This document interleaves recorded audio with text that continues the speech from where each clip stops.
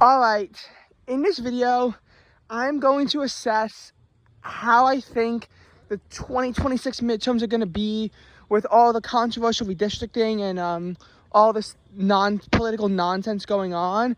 It's basically turned into a firestorm. I'm not going to get into like Civil War stuff in this video because it's way too controversial. But the 2026 midterms, it's so tough how it's going to play out. First of all, Republicans are absolutely playing dirty. I'm not going to say that they're cheating. Democrats do the same thing. The extent that the Republicans do it to is much more significant than the extent that Democrats do it to.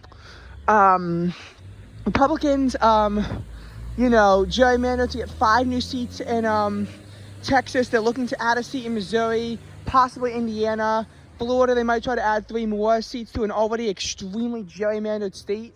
I don't even know where else they're gerrymandering, but there's probably others. They tried to get New Hampshire to make it split, which, actually, the New Hampshire map, funnily enough, is actually a bit of a Republican-favored map. Since it gives Republicans a chance to win both, they just can't execute. Feels like a lot of states, actually. And this is when you have to realize the states that are already gerrymandered for the Republicans, it's just a mess. So this is certainly going to give Republicans an advantage. I thought coming into this that Democrats were going to get a majority. Now Republicans, they're really close with the seats in their control when you factor in this gerrymandering. There's a decent chance they can keep the House off of this. At the same time, though, you have to think that their political trends are going to get less favorable for Republicans over time. Like the fact that even without redistricting, it was probably going to be only a 5-seat pickup for Democrats. In the House, not that much. And obviously with the gerrymandering, that could probably turn into a 3-seat pickup for Republicans and expand their majority to 225 to 210. Of course, Republicans want to do so much gerrymandering to the point where they have a 50-seat majority and have a permanent majority, but I don't think that's going to happen. Now, his unpopular policies could also have an impact in the Senate. The Senate, it's going to be very tough for Democrats to flip it, but it's not going to be impossible. It's not impossible by any means of the imagination. Obviously, you have Maine and North Carolina. North Carolina right now is actually slightly favored to flip towards Democrats, whereas Republicans have the advantage in Maine. North Carolina is obviously a lot more Republican than Maine, but in Maine, you have the candidate quality in Susan Collins that in North Carolina, you don't exactly have the best candidate on the Republican side, whereas Democrats have a very good candidate that they can put up. So that's that for that. But there's also other competitive states. Obviously, they all voted for Trump by over 10% in the election, but Ohio has, still has signs of competitiveness. And you have Tim Ryan and Sherrod Brown, your 2 best candidates. If it's favorable enough for Democrats, Ohio is flippable. Alaska, depending on who they put up, if they can get Mary Bartola to run, she already won a House race. So it's decently possible, especially if Republicans split the vote, and then ranked choice voting messes it up again. In this, I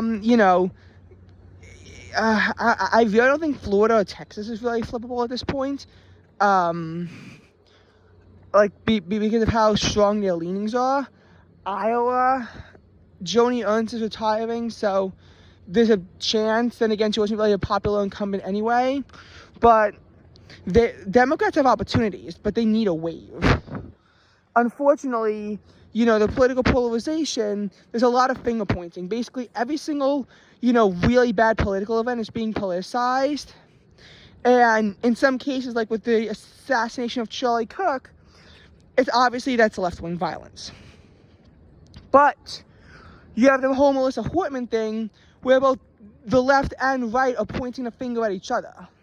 I think it's much more believable to believe that, especially considering that it was in the Minnesota House where Republicans gained a majority after this, that there was a right-wing attack. And some people saying that they targeted, it was the left wing because of Vance Boetler working for Tim Walz. It was on a bipartisan board.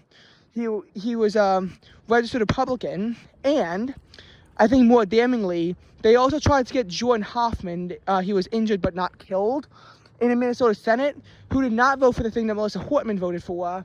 And Jordan Hoffman, obviously, by doing that, they'd actually force a split in the Minnesota Senate. So it's pretty damningly true that was probably right wing. But the amount of finger pointing that's been done is excessive. It's absolutely excessive and not acceptable. Anyway, who do I think is going to win the midterms? I think that it'll be close. It'll be very interesting to see how it plays out. But I think ultimately Trump's unpopular economic policies and the declining state of the economy will give Democrats a big advantage in 2026. Even if he tries to suppress it, which is just going to piss off even more independents. And I think that what left-wing stuff is going on is going to be bad, but they're not in power, so they have that advantage too.